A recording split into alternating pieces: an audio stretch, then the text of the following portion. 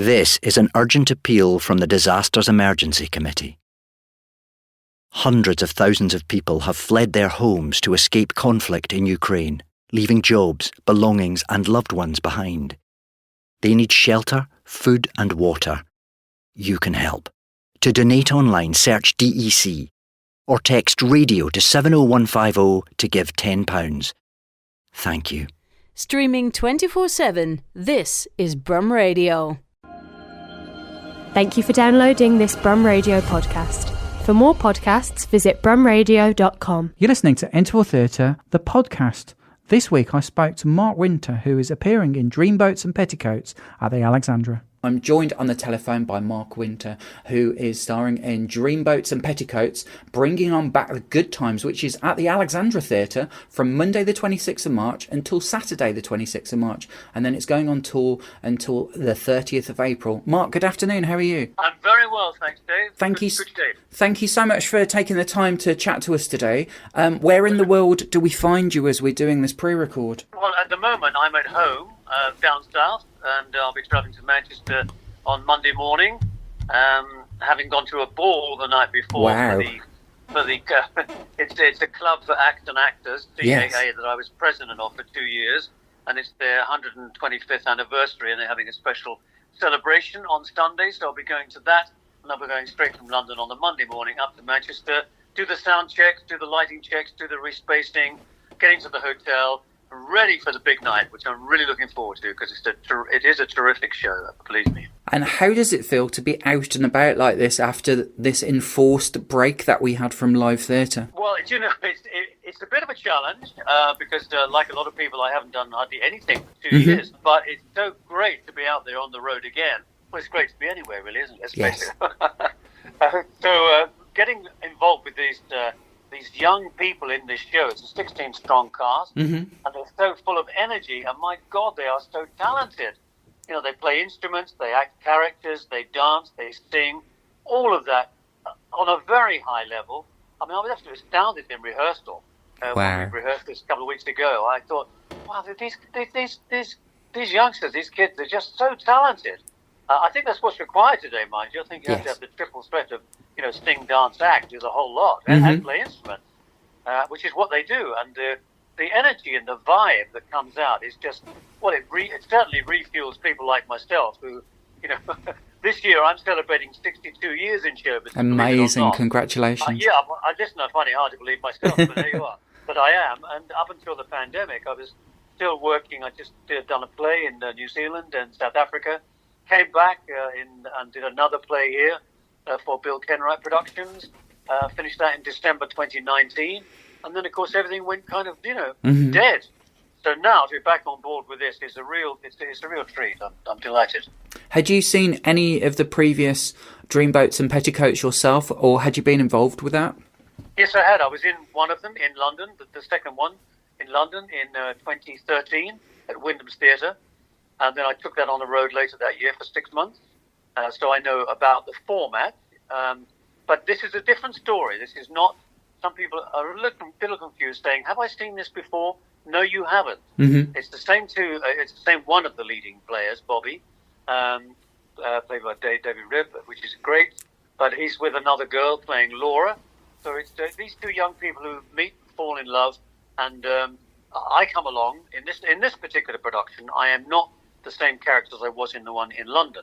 In that one, I was the father of Bobby, the aspiring singer-songwriter. In this one, I'm a rather unscrupulous, rather pushy manager, trying to get him to go solo and get him away from his girlfriend, who wants it to be a duo. Wow! So it's a very different story. And also, as the show progresses, we have a Eurovision Song Competition sequence, which they go in for with a song that the young lead has written in the show, of course, which is wonderful. Read between the lines, and then we have this chap who introduces it, David, who's marvellous, who does a brilliant impersonation of Kenneth Williams as the MC, introducing everything, and then I come on in that particular section as a throwback to remind you of times in the 60s, and I sing about 3 of my own hit records, It's Almost Tomorrow, Go Away Little Girl, and Venus in Blue Jeans, And of course, I was actually in the Eurovision Song Competition heats way back in the 60s myself. Wow. And I had a hit record from it called Dream Girl. That's fantastic. Well, a brilliant legacy to be bringing to this production as well. I think it's so exciting to for the audience in Birmingham to be coming to see this, when it evokes that era of the 60s in particular. Do you look back on those times and do you feel snapshots of that within this production? Absolutely. It brings the whole thing back to me of when I started out as a singer. My first record came out July 1960, Image of a Girl, which went number 11. I was very lucky. And subsequent hits after that, I had about 9 more hits after that. I was very, very fortunate. And then I moved into theatre and drama and went backwards and forwards between musicals. I came to last in Birmingham. I was in Birmingham with a musical called Charlie Girl. Wow. Quite some years ago with Paul Nicholas, Dora Bryan, Nicholas Parsons. Great. We had a 3-month sellout season at the Hippodrome. And of course, I know a lot of people in Birmingham. Don McLean, one of my oldest friends, who lives in Birmingham. I know lives just outside.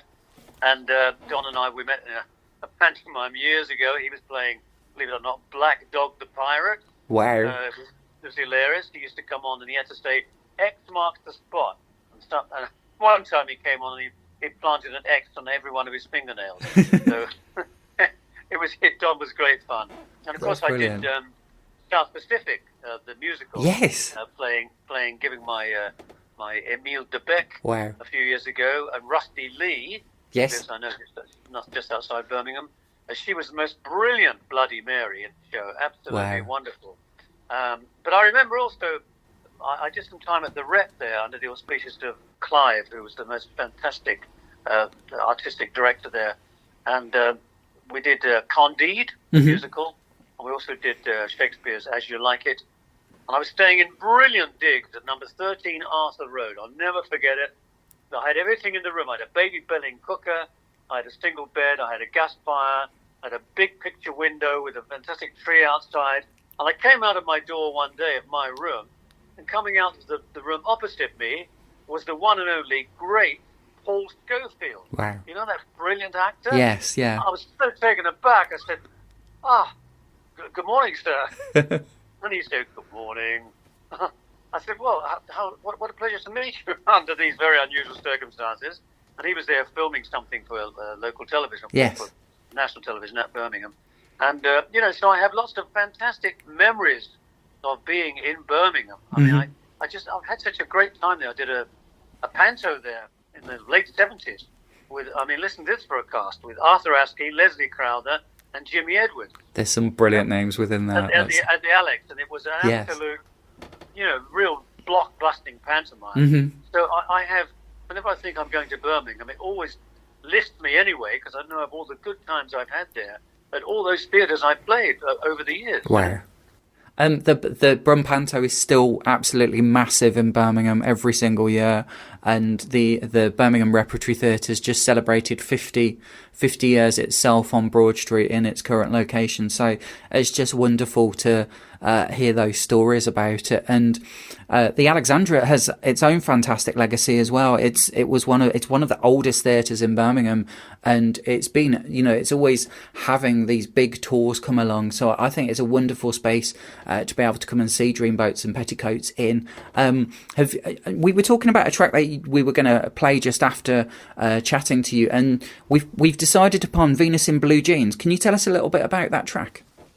Yes, I can. I was doing a summer season in Bournemouth, and my recording manager, Tony Hatch, who was the top A&R guy at Pi Records, he was a real blue-eyed boy because he was writing all those hits for Petula Clark, Downtown and Don't Sleep in the Subway and so on. And he just become my recording manager. I was with Decca beforehand when I recorded Dream Girl and some other hits. But he'd just taken me over, and he rang me and said, Mark, I've got this great song that's just hit the charts in America, and I think you ought to cover it over here. So can you come to London tomorrow morning? I said, yeah, sure. Now, in those days, you could get what was known as the milk train, because I didn't have a car. Yes. So I caught this really early train about 5:30 in the morning, came to London, recorded it, was in the studio by 9:30, recorded it, came back to Bournemouth to do the 2 shows for the evening, and they rushed the record out. It came out about 10 days later. It immediately got loads of airplay, fortunately, and it took off and, sold nearly 500,000. Wow. I've got my first silver disc through that.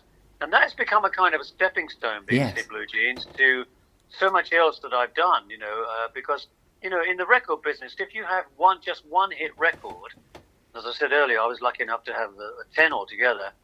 If you have just one that you can hang your hat on, that is marvellous, because lots of people make records and nobody remembers any of them.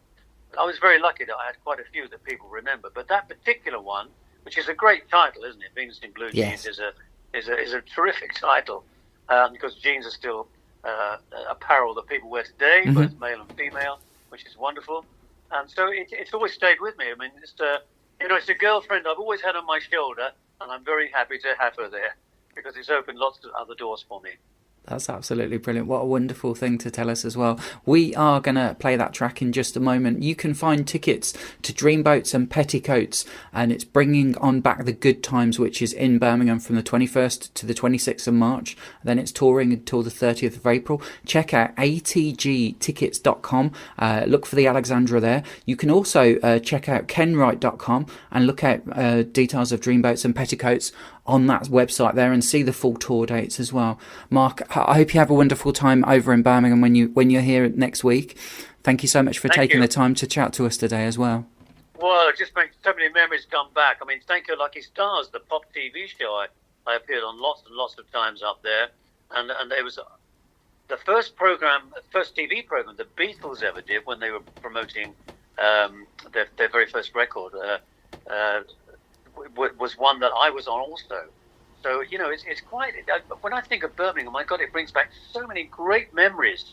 All the times I've had there, and the people that I've met there, and the shows I've been in. I consider myself to be so fortunate to have had those memories. I'm very lucky. Well, we're really excited to have you back in the city as well. So thank you so much for coming back with this tour to Birmingham as well. Okay, Dave. Thank you for your time.